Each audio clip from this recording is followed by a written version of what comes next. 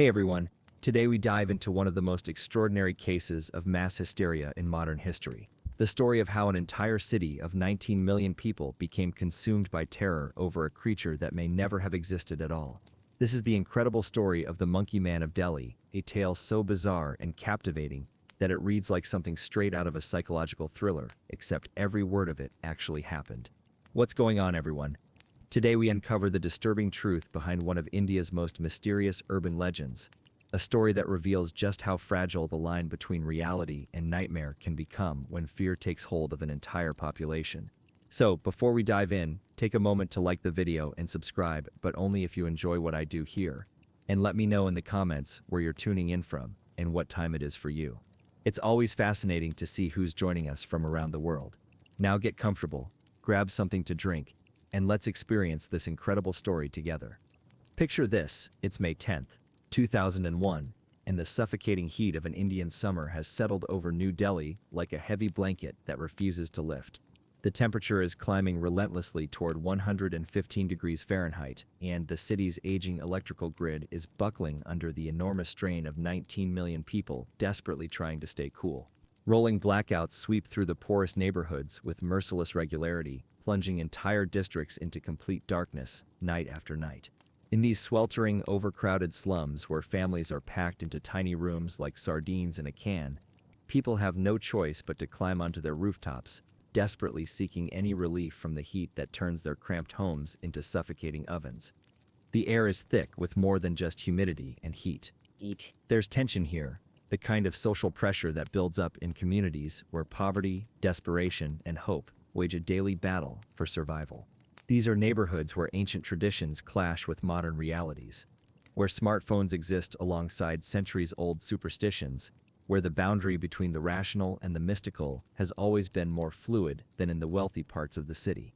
In this perfect storm of environmental stress and cultural complexity, something is about to happen that will transform the Indian capital into the stage for one of the most remarkable cases of collective fear in human history.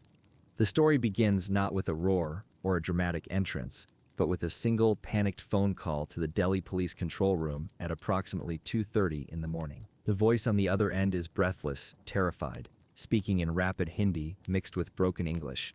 The caller, a man named Ravi Kumar, a construction worker who lives in the Shahdara district of East Delhi, reports something that makes the dispatcher pause and ask him to repeat his statement. Someone or something has attacked him while he was sleeping on his rooftop, trying to escape the oppressive heat. But this isn't a robbery or an ordinary assault. Kumar describes his attacker as something otherworldly, something that defies easy categorization. According to Kumar's shaking testimony, the creature appeared out of nowhere in the darkness, moving with impossible speed and agility. He describes it as roughly 4 feet tall, covered from head to toe in thick, matted black hair that seemed to absorb the faint moonlight. But the details that make the dispatcher's blood run cold are the specifics.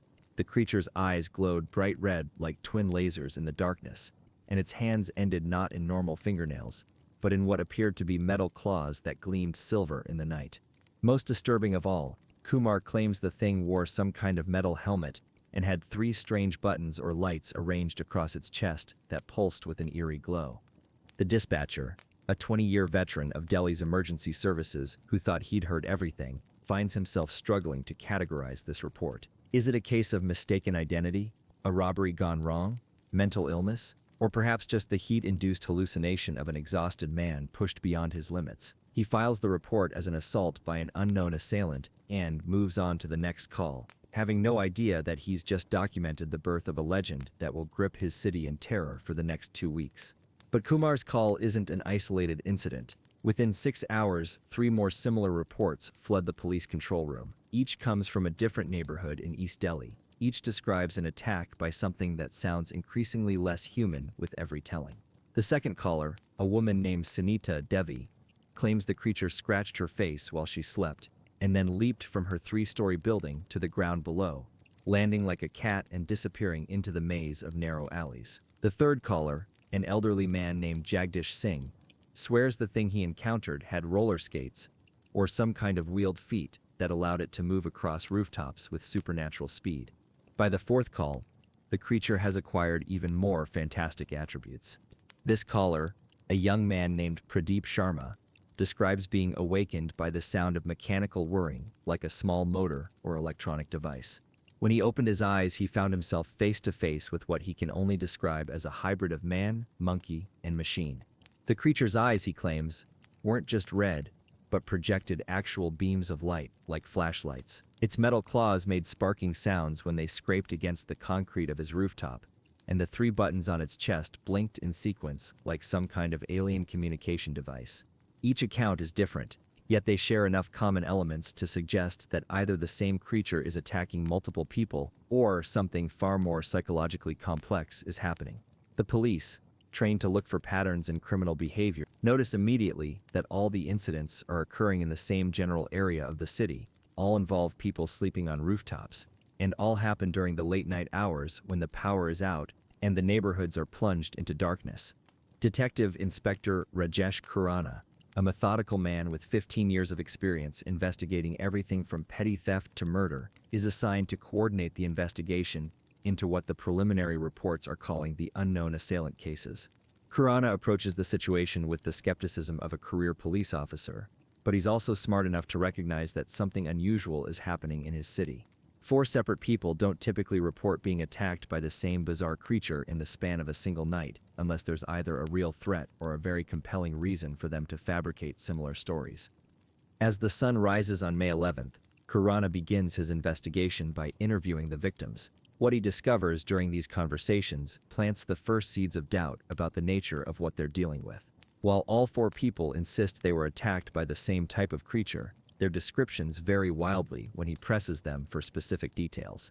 Kumar insists the creature was silent as a ghost, while Devi claims it made chittering sounds like an angry monkey. Singh describes metal claws, but Sharma says they looked more like long, metallic fingernails. Most troubling of all, when Khurana asks each victim to estimate the creature's height, he gets answers ranging from 3 feet to nearly 7 feet tall. The physical evidence is equally puzzling. All 4 victims show signs of injury, scratches, and minor cuts that are consistent with some kind of attack. But when the police medical examiner, Dr. Anita Gupta, examines the wounds, she finds something interesting. The injuries are superficial, the kind of scratches you might get from a frightened cat or from accidentally scraping against rough concrete in the dark. More significantly, there's no pattern to suggest they were inflicted by a large creature with metal claws. If anything, they look like the kind of wounds people sustain when they panic and injure themselves while trying to escape from something, real or imagined. But before Khurana can delve deeper into his investigation, the situation takes a dramatic turn that will transform this local police matter into a citywide crisis. On the morning of May 12th, the Delhi Chronicle, one of the city's most widely read newspapers, runs a front-page story with the headline "Mystery Creature Terrorizes East Delhi." The article, written by crime reporter Mahesh Gupta, takes the police reports at face value and presents them as confirmed attacks by an unknown animal, or possibly even an unknown species. Gupta's article is a masterpiece of sensational journalism, designed more to sell newspapers than to inform the public accurately.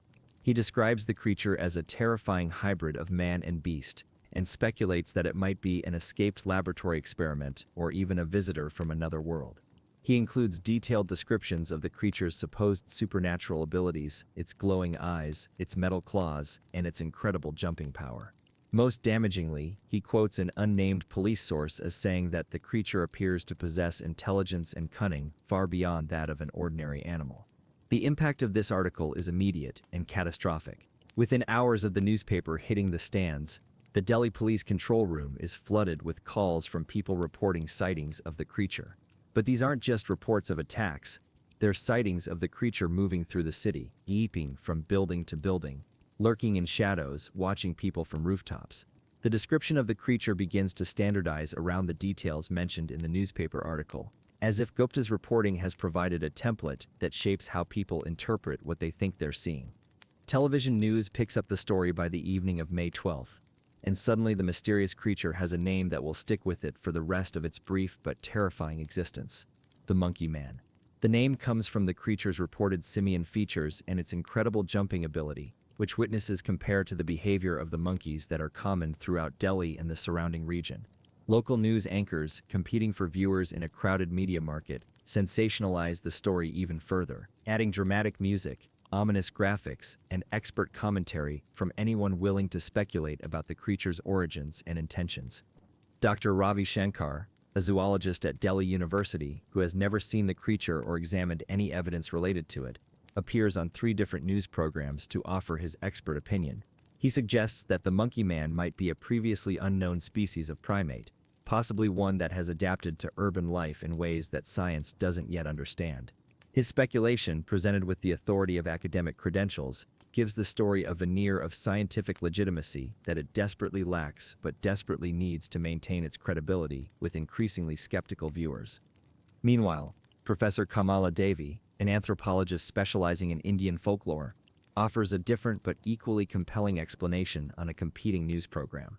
She suggests that the monkey man might be connected to ancient Hindu traditions surrounding Hanuman, the monkey god who serves as a warrior and protector in Hindu mythology. According to Professor Devi, there are legends dating back centuries of Hanuman appearing in physical form during times of great social stress or moral crisis. Perhaps, she suggests, the appearance of the monkey man is a supernatural response to the suffering of Delhi's poor, a divine intervention meant to draw attention to their plight. These competing explanations, scientific and religious, rational and mystical, create a perfect storm of uncertainty that allows the story to appeal to people across the entire spectrum of belief and education. Whether you're a rationalist looking for a zoological explanation or a traditionalist seeking spiritual meaning, the Monkey Man story offers something that resonates with your worldview. This broad appeal is one of the key factors that allows the panic to spread far beyond its origins in the poor neighborhoods of East Delhi. By May 13th, just 3 days after that first phone call, the situation has escalated far beyond anything Detective Inspector Khurana or anyone else in the Delhi police force has ever encountered. The control room is receiving an average of 40 calls per hour related to Monkey Man sightings or attacks. The creature has supposedly been spotted in dozens of different neighborhoods across the city, from the wealthy enclaves of South Delhi to the crowded markets of Old Delhi. Each sighting adds new details to the creature's mythology, new abilities and characteristics that make it seem increasingly supernatural and threatening. Some witnesses now claim the Monkey Man can become invisible at will, appearing and disappearing like a ghost. Others insist it can fly, not just jump from building to building, but actually soar through the air like some kind of demonic bat. A few reports describe multiple monkey men working together, suggesting that there isn't just one creature but an entire invasion force of these supernatural beings. The creature's technological aspects become more elaborate with each telling, with witnesses describing laser vision that can cut through metal, claws that extend and retract like switchblades, and the ability to communicate through electronic beeping sounds. But the real turning point comes on the afternoon of May 13th, when 15 people are treated at various Delhi hospitals for injuries allegedly sustained in Monkey Man attacks. The medical evidence seems to provide concrete proof that something is actually happening, that these aren't just stories or hallucinations, but real physical encounters with something dangerous. Dr. Gupta, the police medical examiner, finds herself overwhelmed with cases, each patient presenting with scratches, bruises, and bite marks that they attribute to the mysterious creature. However, when Dr. Gupta examines these injuries more carefully, she begins to notice patterns that don't match the witnesses' descriptions of their attacks. The wounds are consistently superficial, rarely requiring more than basic first aid. The scratches appear to be made by small, sharp objects, rather than the large metal claws described by witnesses. Most significantly, many of the injuries are located in places that would be difficult for an external attacker to reach, suggesting they might be self-inflicted or caused by accidents rather than deliberate assault. But Dr. Gupta's medical skepticism is overwhelmed by the sheer volume of cases and the political pressure to provide answers quickly. The Delhi Police Commissioner, facing intense media scrutiny and public demands for action, announces the formation of a special task force dedicated to capturing the Monkey Man. The announcement includes a reward of 50,000 rupees, equivalent to about $1,000, for information leading to the creature's capture. The task force will include not just police officers but also wildlife experts, behavioral psychologists, and even representatives from the Delhi Zoo who might be able to identify the creature if it turns out to be an exotic animal that has somehow adapted to urban life. The creation of the task force and the announcement of the reward have exactly the opposite effect of what the police intended. Instead of calming public fears, they seem to confirm that the threat is real and serious enough to warrant this level of official response. If the police are offering a substantial reward and deploying special teams, the logic goes, then the monkey man must truly be a dangerous menace that requires extraordinary measures to combat. The media coverage intensifies dramatically following the police announcement. News crews from across India, and even international outlets, begin descending on Delhi to cover what is increasingly being portrayed as a supernatural crisis in one of the world's largest cities. The story has all the elements that make for compelling television: mystery, danger, cultural conflict, and the possibility of something truly extraordinary happening in the modern world. Reporter Priya Sharma from the India Today television network produces a special investigative segment that airs on the evening of May 14th. Her team interviews dozens of alleged victims and witnesses, creating a comprehensive portrait of the monkey man that synthesizes all the various descriptions into a coherent, if terrifying, whole. According to Sharma's investigation, the creature is approximately 4 to 5 feet tall, covered in thick black hair, with glowing red eyes that can project beams of light. It wears a metallic helmet and has retractable metal claws that can extend up to 6 inches from its fingertips. The 3 buttons on its chest appear to control various functions, possibly including its ability to become invisible or to leap great distances. Sharma's report includes computer-generated imagery that brings the monkey man to life on screen, showing viewers exactly what this creature would look like based on eyewitness accounts. The CGI monkey man is absolutely terrifying, a hybrid of animal ferocity and technological sophistication that looks like something from a science fiction horror movie. The visual representation gives the creature a reality and presence that mere descriptions could never achieve, allowing viewers to see exactly what they should be afraid of and exactly what they should be watching for in their own neighborhoods. The broadcast has an immediate and profound impact on public behavior throughout Delhi. People who had been skeptical about the monkey man reports suddenly find themselves believers, convinced by the weight of evidence presented in Sharma's investigation. The creature is no longer just an urban legend or a case of mistaken identity. It's a real threat that requires real precautions. Families begin sleeping indoors despite the oppressive heat, accepting discomfort rather than risking an encounter with the creature. Sales of flashlights, whistles, and other security devices spike dramatically as people prepare to defend themselves against the nocturnal menace.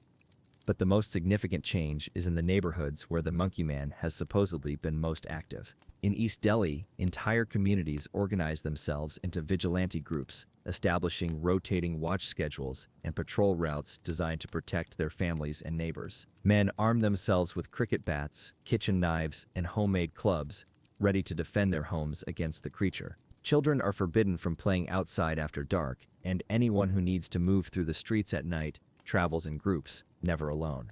These community defense efforts create a feedback loop that actually increases the likelihood of monkey man sightings and incidents.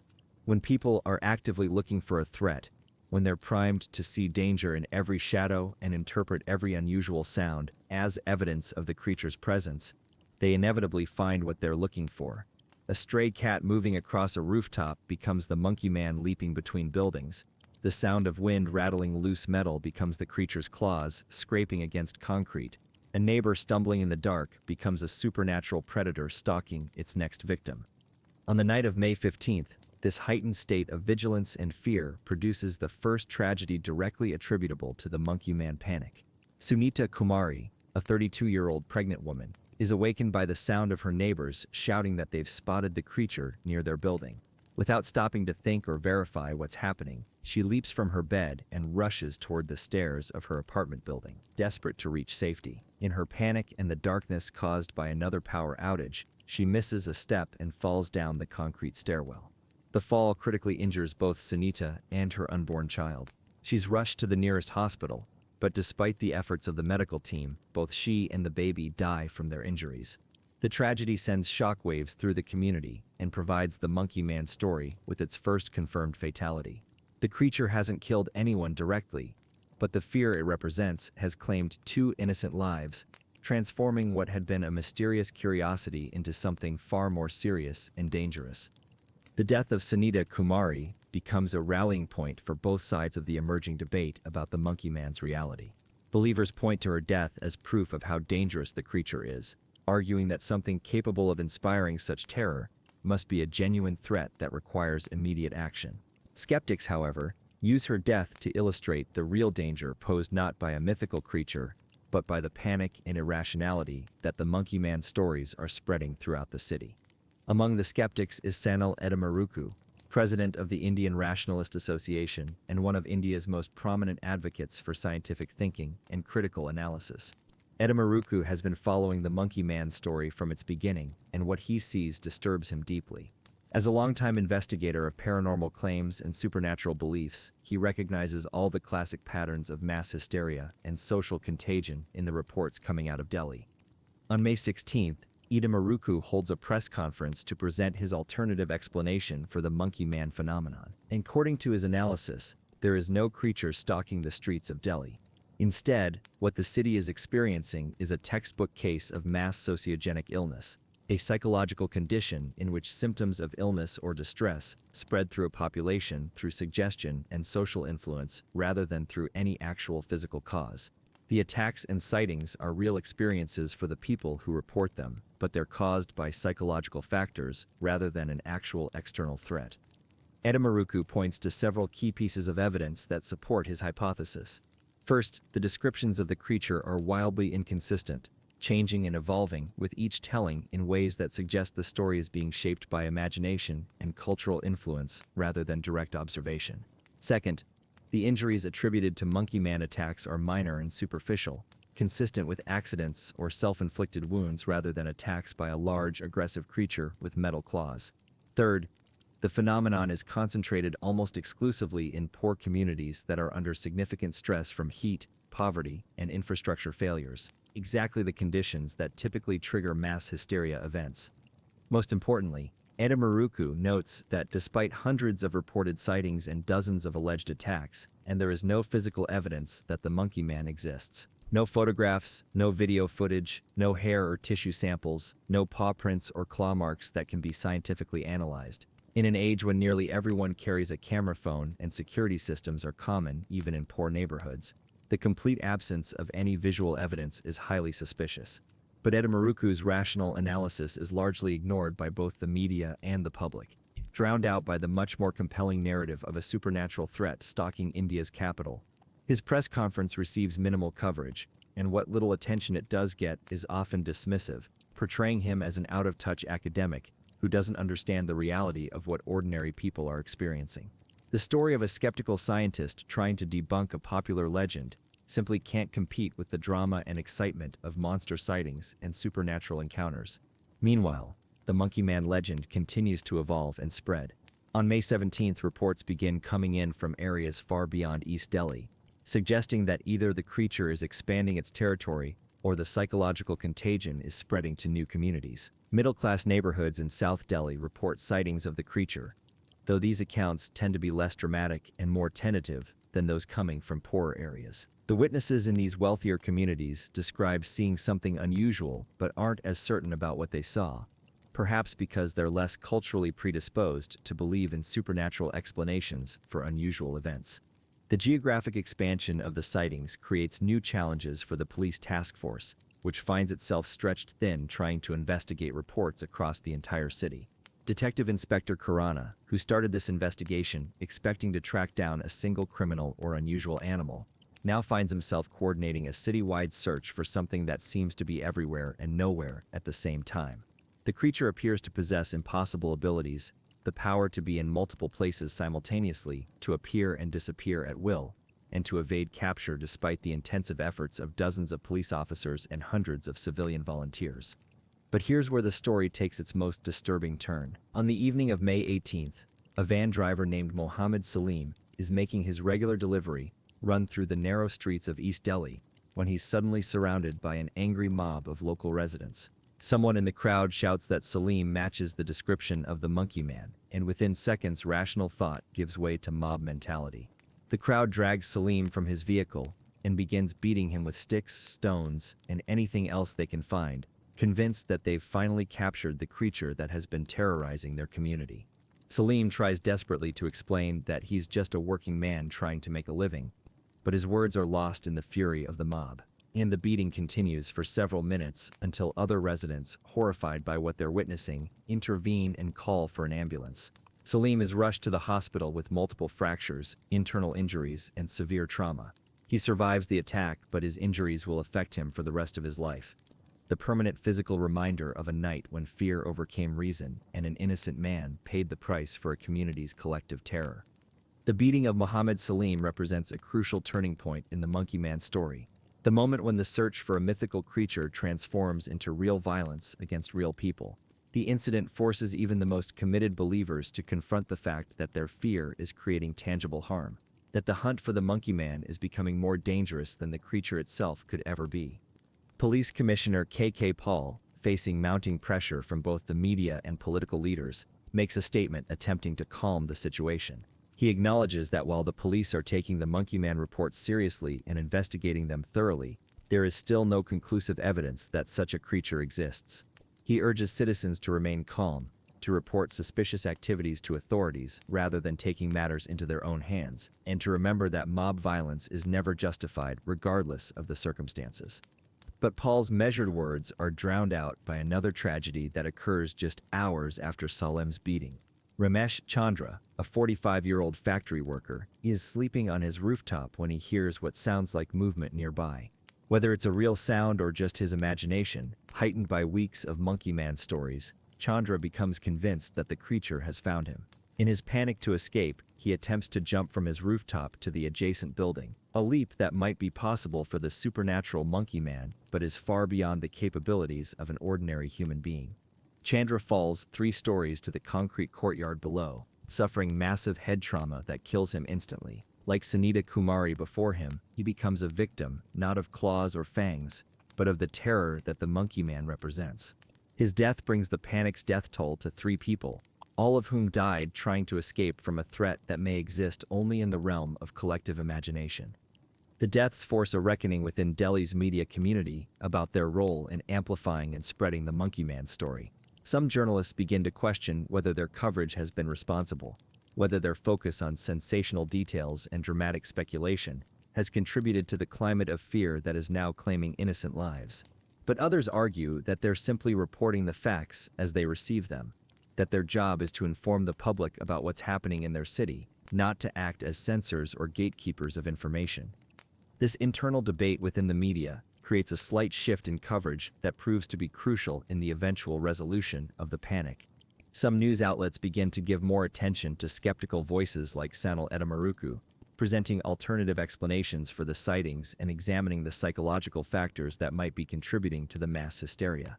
Television programs start including segments on the history of similar panics in other parts of the world, drawing parallels to events like the War of the Worlds radio broadcast and various phantom attacker scares that have occurred in different countries and time periods.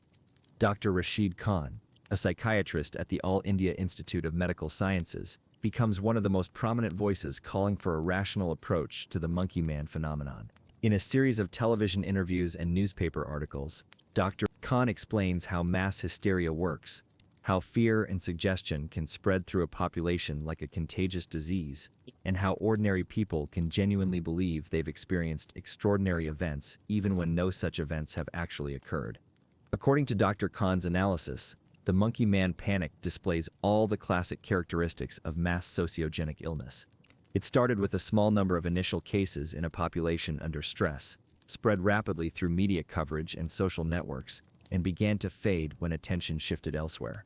The symptoms reported by alleged victims, minor injuries, and psychological trauma are consistent with panic reactions rather than actual physical attacks. Most tellingly, the phenomenon is concentrated in communities that are already dealing with significant social and economic pressures, exactly the conditions that typically trigger mass hysteria events. But perhaps the most important factor in the eventual resolution of the panic is the simple passage of time and the natural psychological processes that govern how mass hysteria events develop and fade. By May 20th, nearly 2 weeks after the first reports, public attention is beginning to wane. The initial novelty of the story has worn off, and people are becoming exhausted by the constant state of fear and vigilance that the Monkey Man panic has required. The media, always hungry for new stories, begins to move on to other topics, reducing the constant reinforcement that has been feeding the collective belief in the creature's existence. The reduction in media coverage has an immediate impact on the number of reported sightings. Without the daily reminder of the creature's supposed presence, without the constant discussion and speculation about its activities, people become less likely to interpret unusual events as evidence of monkey man encounters. The feedback loop that has been driving the panic begins to weaken, and the creature starts to fade from public consciousness as quickly as it appeared. By May 25th, exactly 2 weeks after the panic reached its peak, the Delhi Police Control Room receives its last credible monkey man report. The special task force is quietly disbanded, the reward money goes unclaimed, and the intensive patrols that have been searching for the creature are scaled back to normal levels. The monkey man of Delhi, the creature that terrorized 19 million people and dominated international headlines, simply vanishes without explanation, leaving behind only a trail of injuries, a few deaths, and a city trying to understand what just happened to them. The aftermath of the monkey man panic provides crucial insights into how mass hysteria works and why it can be so difficult to prevent or control once it begins. A detailed study published later in the Indian Journal of Medical Sciences analyzes the demographic and geographical patterns of the reported incidents, revealing telling patterns that support the mass hysteria hypothesis. 94% of the reports came from East Delhi, the poorest part of the city, and 89% of the alleged victims were from low socioeconomic backgrounds with limited education. The incidents occurred almost exclusively during power outages, when the affected neighborhoods were plunged into darkness that made verification of events impossible. The study also examines the nature of the injuries attributed to monkey man attacks, finding that they were consistently minor and superficial, the kind of wounds that could easily result from accidents or encounters with ordinary urban animals like stray cats and dogs. There was no evidence of the kind of systematic predatory behavior that would be expected from a large, intelligent creature stalking human prey. Instead, the pattern of injuries suggested panic-induced accidents and misidentified encounters with common urban wildlife. Perhaps most significantly, the study reveals that many of the people who reported monkey man attacks were actually seeking medical attention for pre-existing conditions or injuries sustained in unrelated incidents. The creature became a convenient explanation for injuries and ailments that these individuals might not otherwise have been able to afford to treat, a way of accessing healthcare resources that were normally beyond their reach. In a city where medical care is expensive and the social safety net is weak, the monkey man provided a socially acceptable reason to seek help and attention from authorities who might otherwise ignore the problems of the urban poor. The psychological analysis of the panic reveals how cultural factors contributed to its spread and persistence. The creature's resemblance to Hanuman, the monkey god who occupies an important place in Hindu mythology, made the reports seem plausible to a population that was already familiar with stories of divine beings taking physical form. The presence of actual monkeys throughout Delhi and the surrounding region provided a familiar frame of reference that made the idea of a monkey-like creature seem less fantastical than it might have in a different cultural context. The role of environmental stress in triggering the panic cannot be overstated. The combination of extreme heat, regular power outages, overcrowded living conditions, and economic uncertainty created exactly the kind of social pressure that typically precedes mass hysteria events. When people are already stressed and anxious, when their normal coping mechanisms are overwhelmed by circumstances beyond their control, they become vulnerable to collective psychological phenomena that would be impossible under normal conditions. The media's role in amplifying and sustaining the panic also becomes clear in retrospect. The initial newspaper reports transformed isolated, ambiguous incidents into a coherent narrative of supernatural threat, providing a template that shaped how subsequent witnesses interpreted their experiences. Television coverage added visual elements and expert commentary that gave the story credibility and authority it wouldn't have possessed otherwise. The constant coverage created a feedback loop in which media attention encouraged more reports, which generated more coverage, which inspired even more sightings. But perhaps the most sobering lesson of the monkey man panic is how quickly rational thought can be overwhelmed by collective fear, even in a modern, educated society. Delhi in 2001 wasn't an isolated rural village steeped in ancient superstitions. It was a major international city, home to universities, research institutions, government agencies, and millions of educated professionals. Yet when the right psychological conditions aligned, the entire metropolis fell victim to a shared delusion that cost lives and caused immense suffering. The story doesn't end with the disappearance of the original monkey man, though. In February 2002, similar reports emerged from Kanpur, a city several hundred miles east of Delhi.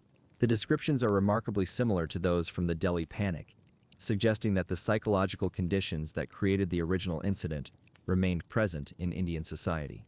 In July of the same year, New Delhi experiences another brief outbreak of monkey man sightings, this time describing a more mechanical creature with flashing red and blue lights that some witnesses claim looks like a robot or cyborg.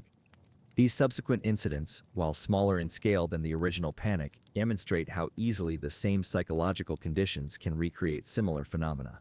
They also show how the original Monkey Man story has become part of Indian urban folklore, a template that provides shape and structure for new outbreaks of collective fear and anxiety. The Monkey Man has since transcended its origins as a case of mass hysteria to become a powerful cultural symbol that appears in films, television shows, literature, and music. The 2009 Bollywood film Delhi 6, directed by Rakesh Anprakash Mehra, uses the creature as a central metaphor for the evil that exists within human nature, suggesting that the real monsters are not supernatural beings, but the prejudice, fear, and violence that people carry within themselves. The film's portrayal of the Monkey Man as a reflection of social tensions and communal conflicts provides a sophisticated analysis of how fear can be used to divide communities and distract attention from real social problems. Television has also embraced the Monkey Man as a source of dramatic material.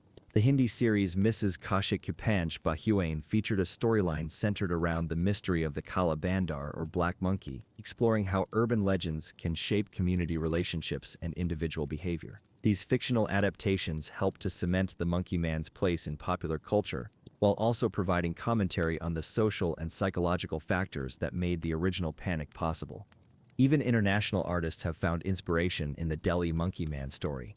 The American cello rock band Rasputina included a track called Mysterious Man Monkey on their 2011 album, demonstrating how the story has resonated far beyond its Indian origins to become part of global folklore about urban legends and mass hysteria. The graphic novel Monkey Man, created by director Abhishek Sharma, reimagines the creature as a misunderstood superhero, the result of a scientific experiment gone wrong, showing how the same basic story can be reinterpreted through different cultural and artistic lenses. These creative adaptations serve an important function beyond mere entertainment.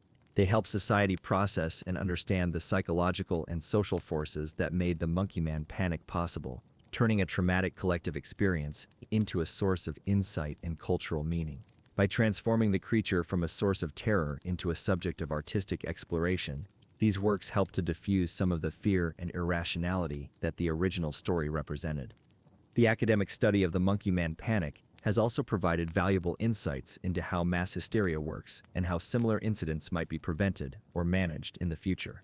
Researchers have identified several key factors that contributed to the panic's spread and persistence: environmental stress that reduced people's psychological resilience, cultural beliefs that made supernatural explanations seem plausible, media coverage that amplified and legitimized the initial reports, and social conditions that made collective action